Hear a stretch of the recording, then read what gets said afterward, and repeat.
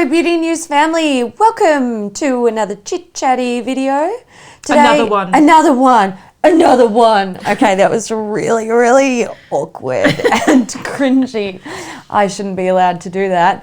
But I did. She did. I did. It's your channel. You can do what you want. I can do what I want. Quickly, before we get into this video, we do want to let you guys know that voting for the Beauty News Awards is open. So we have our nominees for each category, and now you can head over to the blog post. It'll be linked in the description box. That's the one, and you can vote for your winner of those categories. You can only vote for one, so make sure you choose wisely, and may the best man win. Yes, and then we will be back, I think around Christmas time with the awards. So that's where we will announce the winners of each category, and it should be fun. It should be. Get to voting. Go do it. Yes. All right, so today, end of year type content, we're doing 5 of our favourite products from 2019, and we try to keep this pretty specific where it's like only products that released in 2019. Yeah, that's a massive distinguishing factor. Because one thing, like I was really struggling with this, we talk a lot about new release stuff, and we do buy some new release stuff. And I do think this year I've tried a lot of makeup that I've liked that have been just solid products. Yeah. Good. But like things that have really, really, really impressed me, things I've discovered this year that have really impressed me have all been existing products from last year or the year before, and I've just sort of stumbled across them now. So this was a bit of a hard one. Yeah, and I feel like difficult. Every year I don't know, maybe this is the same for you, but every year I buy a little bit less. Yeah, I do. So I'm trying less products, and some of the products that I am buying are things that have been out for a while. Yeah. That I've been interested in for a long time. So, or it's something that you've tried and you're confident in the formula, so you're buying like another shade of it or something like that. Yeah. But I've noticed that the things that stand out as like top products, they're all from past years. So this was a little bit of a struggle, but we really did want to keep it to products that were released in 2019 because that's what Beauty News is all about. Yes. All right, so I'm going to start. Yep. I actually have 2 sponges here, but I'm going to start with these ones. These are from Ella Cosmetics. So Ella Cosmetics is an Australian brand, and they released beauty sponges, and these are the softest sponges I've ever used. I adore these. I want to kind of put it in my mouth and like gently nom on it. I love them. They're beautiful. See, I was going to mention them as well, but I think we mentioned the pink ones in our favourites last year from memory. And so I was like, look, I can't just keep talking about the different colours that come out, but I totally agree with you. That launched earlier this year. The duo pack was great. The mint colour is great. They're amazing. Love, love, love, love, love. Yeah. All right. I'm going to talk about a product that represents stuff. So pretty much this year was the first year that I discovered Coloured Rain. It's a brand that's been around for a while, but for whatever reason, mainly that they weren't available in Australia very easily. Like you could order from their website, but spend $25 on shipping, which I'm not there for. But pretty much Coloured Rain came to Glam Radar, and so I was able to try a few things. Tried the Safari Rain palette that came out this year. Really, really, really enjoyed it. So that's what it looks like. Love the quality. Quality for the price is one of the best out there in my opinion. I totally agree. I love the colours in this. I do want to say though that since buying this, I've bought other palettes, and my favourite is Queen of Hearts. That palette's amazing. Yeah, I would love to mention Queen of Hearts as like one of my favourite palettes of the year. It came out last year. It came out last year or the year before even. So maybe, that Queen of Hearts palette is so good. That's going to be my favourites on my channel. Formula is outstanding. So good. Yeah. So Queen of Hearts will be my favourites of 2019 on my channel, where I'm not restricted to things that were just released in 2019. But this is Beauty News. It's a different story here. So this one represents my love for Coloured Rain, and it's probably my second favourite palette of theirs. Yeah. Okay, my next one is from another Aussie brand. Yeah. and a friend of ours. Can we do this at the same time? Yes. Okay, so this is a Eclair Joy Cosmetics Velvet Finishing Powder. Yeah, it's beautiful. And no, we're not just kissing up her ass. No, we're not. This powder is fucking phenomenal. It's a beautiful powder. It's beautiful. And it smells good. Like, if you don't like scented things, I'm sorry. It smells like vanilla sugar. If you've tried the Fasali Unicorn Essence, smells like that. Yeah. I just want to eat it. But it's a really, really super finely milled powder. Makes your skin look really nice. Not so too matte. 20 grams of product. Yeah, you get a good. shitload. Yeah. This is beautiful. This is such a nice powder. She's done so well with it. Yeah. Can I also say that, like, look, I haven't used this heaps and heaps this year because I've been really focused on my Project Pan products and trying to use up products that I don't necessarily love to make room for products I do love. But out of all the powders I've tried this year, this is definitely my favorite one. So, yeah, I'm a fan. Possibly same with me, except one drugstore one that wasn't released this year. It was, but this is beautiful. Also, honourable mention to her makeup sponge that she released. There we go. These are really nice as well. Yeah, she released them at the same time as the powder, and that's why I wanted to mention them as like an honourable mention. So these are sort of just as soft as the other ones. Different texture. Materials. Yeah, different texture. I think these are a little bit smoother in finish. So I think they hold their shape a little bit more than the Ella ones, but these are a little bit more expensive, which is why sometimes I would recommend Ella over these because Ella ones are cheaper. But I have to say, one thing that's great about these clean so well. Yeah, they do. Like the product just like flows out of them. Like it's very, very good for cleaning.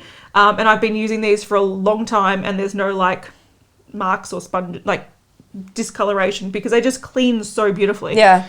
So I did want to mention those as a they're really great. Bonus Jonas. And while we're talking about sponges.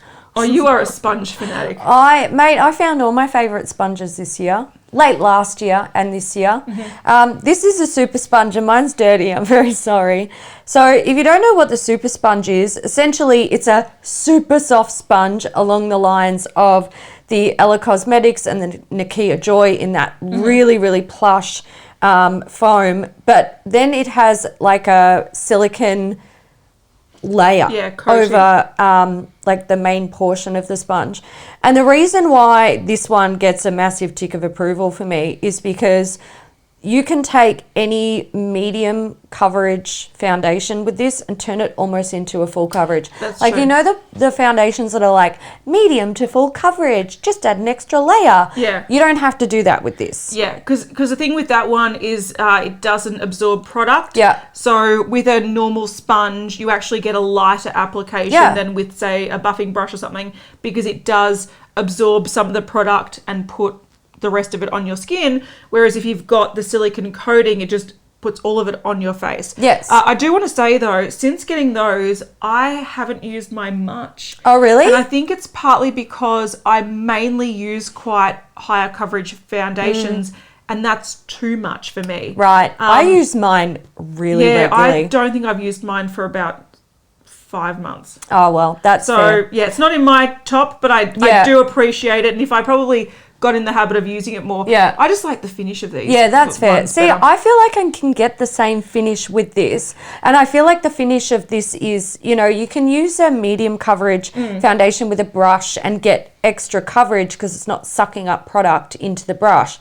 But I prefer the finish that this offers over a brush. Right. That makes sense. Yeah. I love this. You're dirty. You're dirty. All right, I want to mention a foundation. So speaking of foundations, I want to mention Smashbox. So I've only been getting into this in the last month or so. I've actually got 2 tubes so I can... Look, the colour range is very frustrating. I have to say, it runs very, very yellow, and I feel like... And it's super full coverage, so... Yeah, so it has to match. It's got to match. You have to get it to match. Yeah. And I feel like, even the sort of neutral shades are very yellow. So some of the shades that I have are cool undertones, which I don't usually go for. And I mix 2 because I couldn't find one.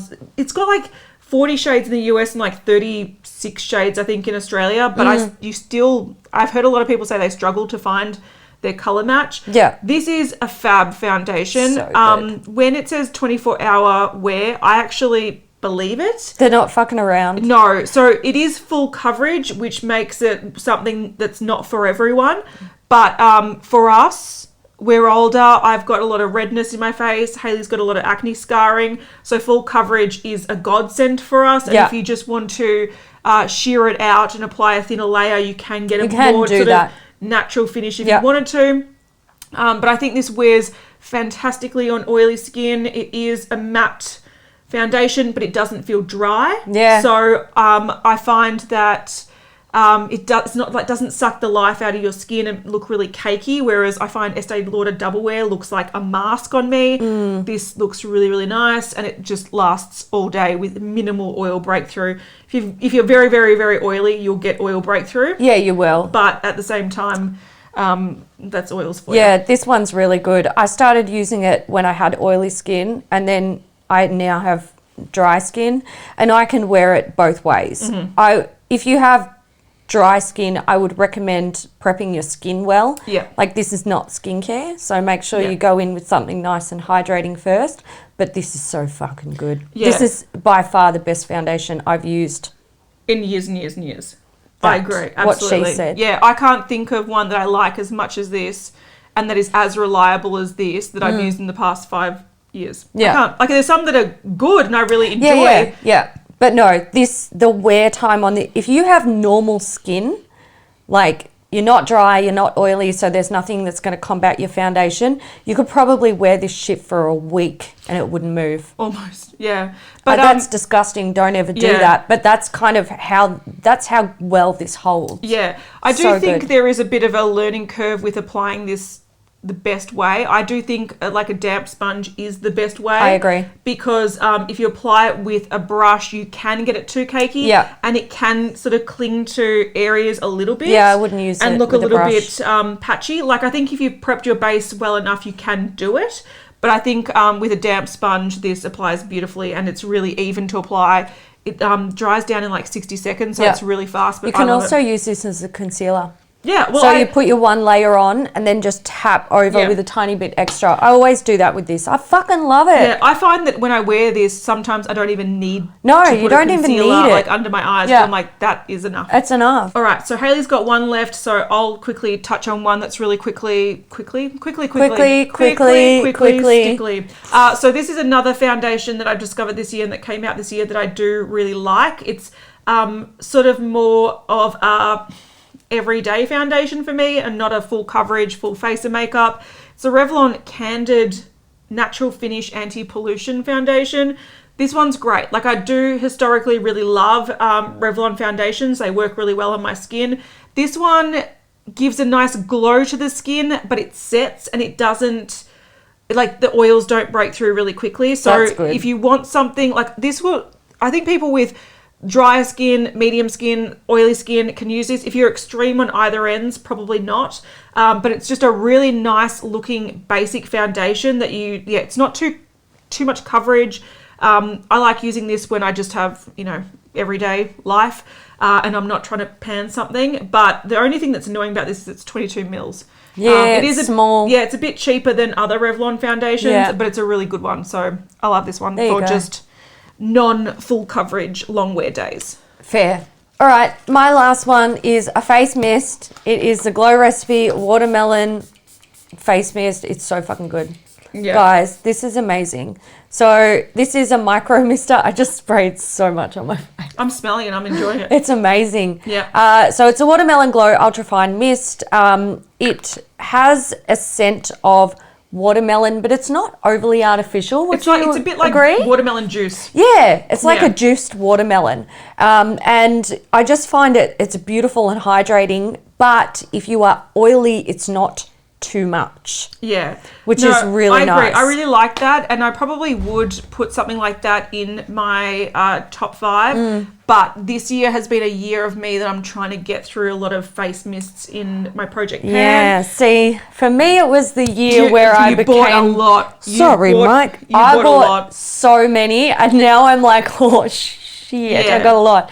I've got a drawer full, and that's why I'm like, I look at it and I go, okay, Yeah. The ones that I really want to keep and I love, I sort of haven't been delving in, similar to the powder. I haven't been delving into them too much because I'm trying to get rid of the old ones first. Yeah. But yeah, that's a beautiful yeah, this one's really nice. Honourable mention to the Smashbox Primer Waters. Guys, but they aren't new. But they're there's not. new There's scents new came scents, out. but and that's why I didn't put it in the video. But if you haven't tried them, yeah, you're missing out. they're good. All right, the last one I want to talk about is a palette. And look, I love buying palettes and I love buying lip products. They're like my things. But for some reason this year, I don't know. To be fair, there are a couple of eyeshadow palettes that I've bought that came out this year that I haven't tested yet. I'm like holding off to test them. Or I'm waiting for a sale to get a better deal on some expensive ones. So I have like, I don't know. I've tried a few eyeshadow palettes. None have really like stuck as being holy grail type eyeshadow palettes. But one that I really did enjoy and I really surprised me in how much I did enjoy it was the Viseart Liaison palette. So these aren't normally my sort of colors. But the quality is really, really beautiful. And if I'm going for a cool toned look, I always reach for this one. Whether I reach for it to just use the top row of mattes to complete the look, or add a little bit of depth with that sort of navy color, the quality is really, really beautiful. I think the one thing that I don't love about this palette is the middle row are all sort of silvery, sparkly shades. If they were more sort of shimmer nudes, like, I don't know, nudie mauve or a taupe or something, I would reach for this a lot more. But I just found that, when I was using this or whenever I use it, I really like the looks it creates. And I think it's a little bit different to a lot of cool tone palettes that I have in my collection. And it is very versatile. So I do really like this one. It's a beautiful one. Excellent.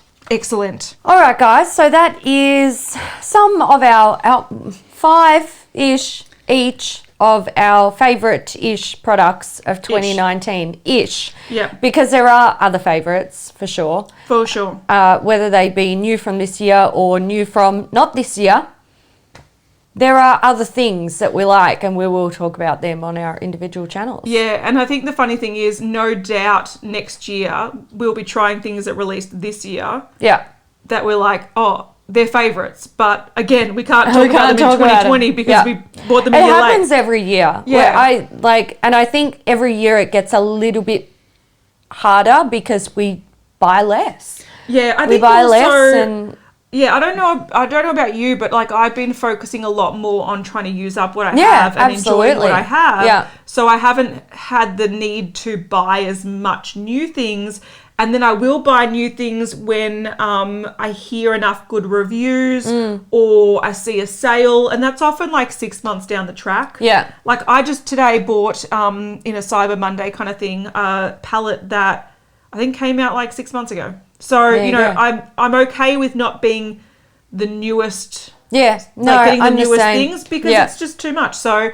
I'm sure there'll be a lot of stuff that came out this year that we'll be loving next year or the year after. So I would love to know what your favourite products that released in 2019, because it might give us suggestions on what to check out. Maybe. And then that will be our favourite products of 2020, but we can't talk about them. Because they released in 2019. Yeah, that is story of our lives. Yeah. All right, guys. We hope you enjoyed this video. If you did, give it a thumbs up and we'll see you in the next one. Bye. Bye.